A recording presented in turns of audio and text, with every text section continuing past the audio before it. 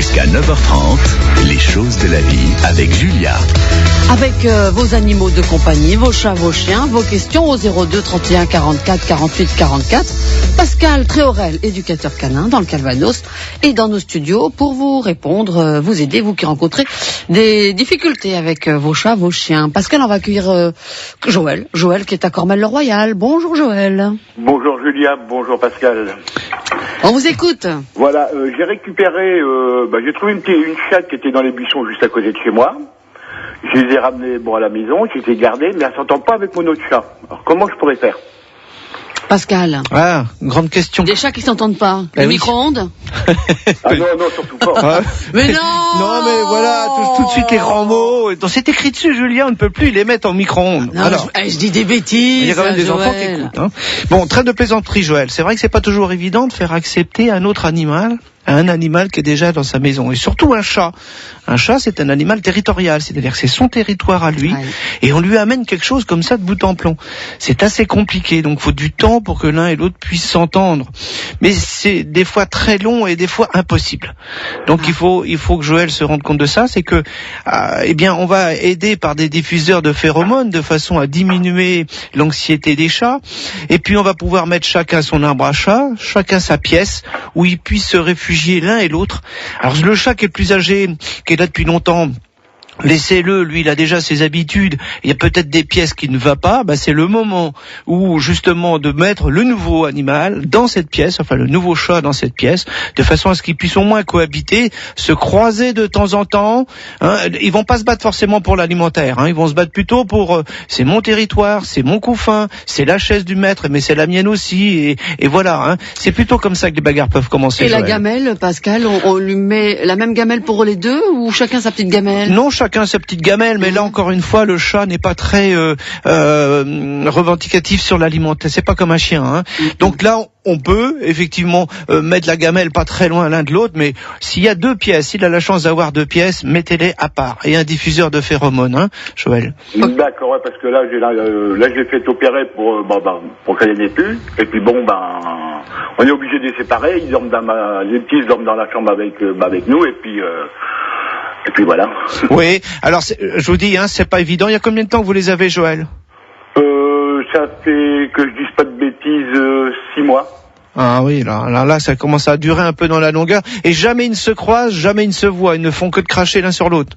Non, si vous voulez, quand ils sont dehors, parce qu'ils sortent souvent dehors, ils arrêtent pas de se battre, et puis et puis quand ils sont dans la maison, on est obligé de les séparer, parce que Ils vous cassent tout? Non, pas quand même. Ah ouais. Joël, quand vous dites ils se battent, il y a des blessures? Ah non, pas du tout, mais ils se grognent après. Ouais, mais ça c'est normal, hein. Ça joue, ça. Non, c'est pas forcément du jeu, c'est de la bagarre, mais c'est des simulacres de bagarre. Parce qu'une bagarre de chat, une vraie bagarre de chat, il y a quand même des plaies, hein. On se finit quand même chez le vétérinaire parce que faut recoudre, faut machin et tout. Que là, si c'est des, faites-nous-le, Julia, des.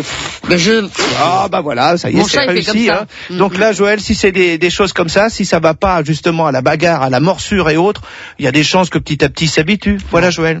D'accord, je vous remercie beaucoup, Pascal. Bonne journée, Joël. Merci, au revoir. À bientôt. À bientôt, au revoir. On a également Sophie qui est à Luc-sur-Mer, dans le Calvados. Bienvenue à vous, Sophie. Oui, bonjour Julia. On vous Bonjour, écoute, monsieur Traoré. Pascal, vous écoute. Voilà, donc j'ai récupéré un chien le 15 septembre à la SPA, qui est un chien de race, c'est un collet, qui a un arbre généalogique que je n'ai pas même moi-même, non, du moins pas la connaissance. Et comment dirais-je, il a été placé donc à la SPA parce qu'il y a eu 2 ou 3 plaintes de l'ancien propriétaire.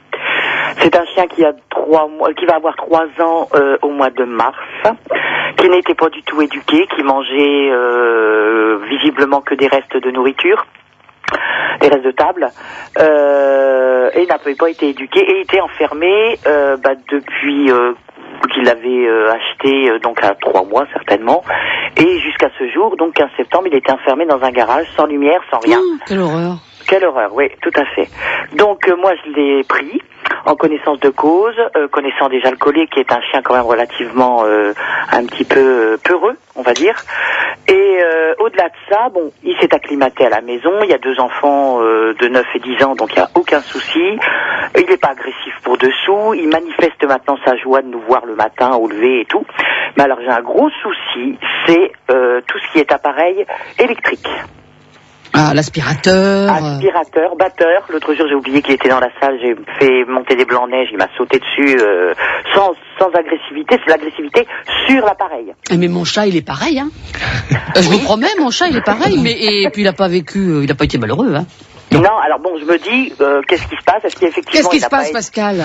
Oui. Sophie s'inquiète, moi je m'inquiète pas, mais alors, est-ce qu'il faut s'inquiéter? Le problème, c'est ça peut engendrer justement de l'agressivité à la fin. C'est-à-dire que le chien, on va le laisser un petit peu évoluer, il évolue, mais pas dans le bon sens. On se dit des fois, bon, il va se calmer.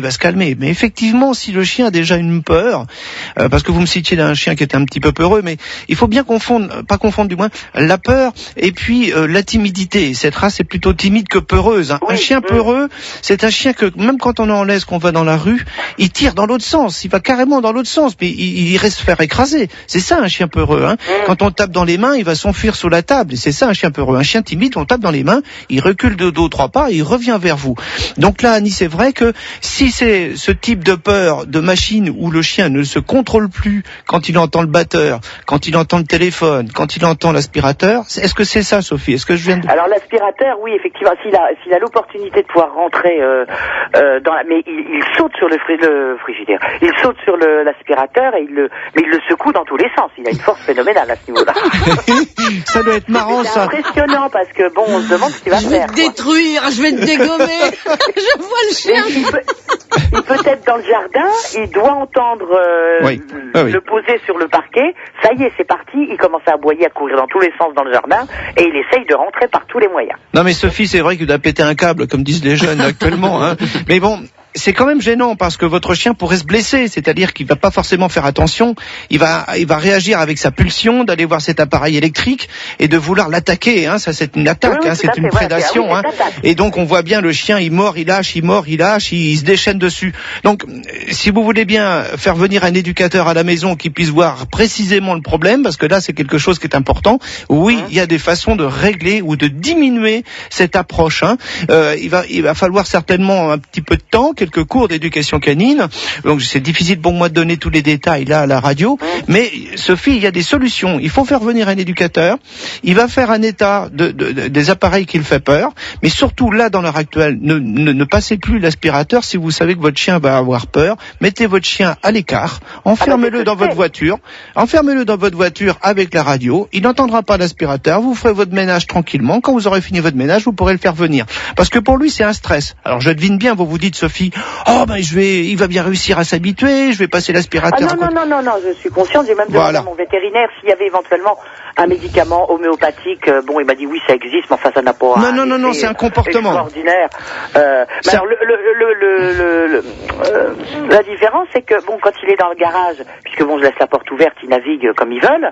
Dans le garage, je fais tourner ma machine à laver ou le sèche-linge, il n'y a aucun souci, la chaudière fonctionne, aucun souci. Je vous donne une petite piste, Sophie, avant que l'éducateur se déplace. Il faut plutôt régler ça, non pas par la force ou par la violence, bien évidemment, mais plutôt par le jeu. C'est-à-dire qu'on va commencer à jouer avec le chien, avec une balle ou un coin-coin, quelque chose qu'il aime bien. Et à ce moment-là, on pourra commencer à mettre l'aspirateur dans l'autre pièce à côté, mais on continue à jouer avec le chien, vous voyez, pour intéresser le chien et l'omnibuler par ce jeu. Et petit à petit, on pourra entrouvrir la porte et ouvrir la porte de plus en plus grand. Alors ça se fait sur 15 jours, 3 semaines, hein, et ça se fait tous les jours au même endroit. Tous les jours, le chien, on joue avec lui au même endroit, qu'il s'habitue que cet endroit soit du jeu. Voilà, Sophie. Pendant que monsieur passe l'aspirateur, madame joue avec le chien, par exemple. J'ai pas dit ça, hein. Attention, j'ai pas dit ça. Je suis pour la paix des ménages. Donc un petit peu de jeu pour démarrer, et puis quand même, là, ça relève de l'éducateur. Ouais, là, il faut qu'il se déplace et qu'il voit exactement ce qui se passe.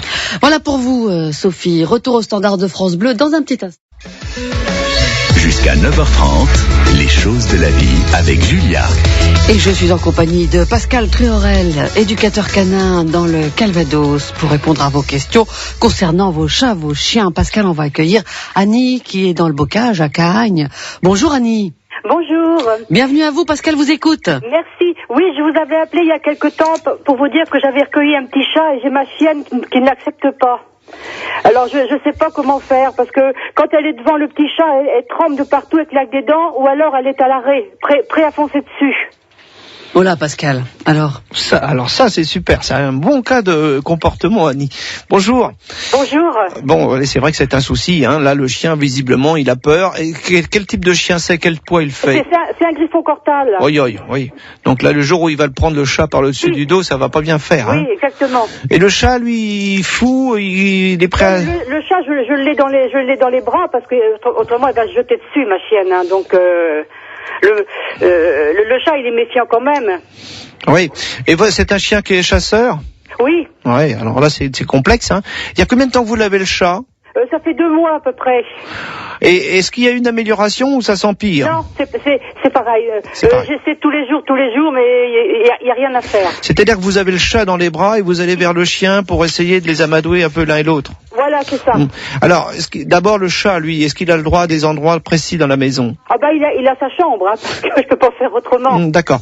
Oui. Il faut là aussi, Julia, des fois faire appel à des gens extérieurs. Les éducateurs canins sont là pour aider ce qui est le comportement, parce que c'est vrai qu'un auditeur peut me dire le chien fait fou, mais là, étant dans les bras avec vous, madame, vous risquez vous d'être agressé. C'est-à-dire qu'à un moment donné, le chat peut vouloir se défendre et prendre peur, et vous pourriez être griffé au visage. Hein, la même chose. Hein. Donc là, je vous conseille d'arrêter rapidement. Par contre, si vous... Mais il n'y a pas un pchit, un machin pour calmer tout le monde, là? Il y a de l'éducation à faire au niveau du chien pour lui faire comprendre que cet animal fait partie de la meute. Alors donc, il va falloir que le chien prenne conscience de ça, c'est-à-dire qu'il faut l'éduquer, le prendre en laisse, et pas forcément lui mettre le chat au bout du nez parce qu'il va pas comprendre. Hein. Mais par contre... De toute façon, chien et chat, ça s'est jamais bien entendu. Si, Julia. Comment? On l'a fait aussi avec la laisse, prendre la chienne à la laisse, on l'a fait aussi, ça. Hein. Alors, si toutefois vous n'y arrivez pas, il existe des colliers à distance. Êtes-vous forcément obligatoirement obligé de faire accepter le chat et le chien? Parce que si le chat a sa pièce, il est tranquille, il est dedans et personne lui demande rien et tout va bien. Si le chien est dans la maison ou dans le jardin et personne lui demande rien, ils vont cohabiter, mais si vous voulez, dans des pièces complètement différentes. C'est embêtant parce que la chienne est souvent dans la maison, donc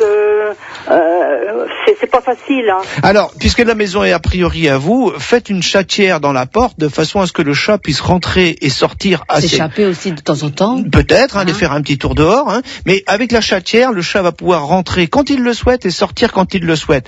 Vous inquiétez pas, ils sont pas fous les chats. Quand ils savent que le chien est dans la maison, ils entendent du bruit, hein. Ils entendent la respiration, ils entendent tout ça. Il sortira pas de sa chambre. Mais de sitôt que le chien sera à l'extérieur, fermez la porte, surtout que là maintenant on arrive à la saison, on ferme les portes, le chat va pouvoir se promener et quand vous voulez rentrer le chien, vous pouvez le faire rentrer. Il n'est pas dit que vous arriviez à les faire cohabiter et faire des petits bisous comme vous voudriez. Hein. Ouais. Ça c'est pas sûr. Hein. Mais par contre de toute façon avec la laisse, il faut lui faire non au chien. Et là, faites venir un éducateur canin encore une fois parce que il va pouvoir régler le problème au moment où le chien veut attaquer le chat. Il va déclencher peut-être une stimulation ou un jet de citronnelle ou électrostatique, mais on va pouvoir faire voir au chien que son comportement n'est pas bon. Et donc là, c'est vraiment que l'éducation qui peut améliorer les relations entre un chat et un chien. L'éducateur canin, lui, il va être là pour pouvoir apporter justement et précisément au moment où il faut, parce que le propriétaire n'est pas conscient et ne connaît pas toutes les choses qu'un éducateur peut connaître. Hein. Donc l'éducateur va intervenir au moment où le chien va vouloir avoir cette idée de prédation, c'est-à-dire cette idée de faire courir ou de faire chasser le chien pour pouvoir le chat pour l'attraper. Et c'est là qu'il faut intervenir. Et des fois il est trop tard. Malheureusement, il a déjà couru pendant une demi-seconde ou 2 secondes, c'est trop tard. Il faut dissuader le chien d'aller voir. Pascal Tréorel, merci pour vos bons conseils concernant nos chats, nos chiens. Évidemment, on n'a pas pu prendre tout le monde aujourd'hui encore, mais Pascal revient régulièrement sur nos ondes, dans nos studios pour répondre à vos questions. Vous pourrez à nouveau lui parler. Pascal, merci, bonne journée. Mais c'est moi, au revoir.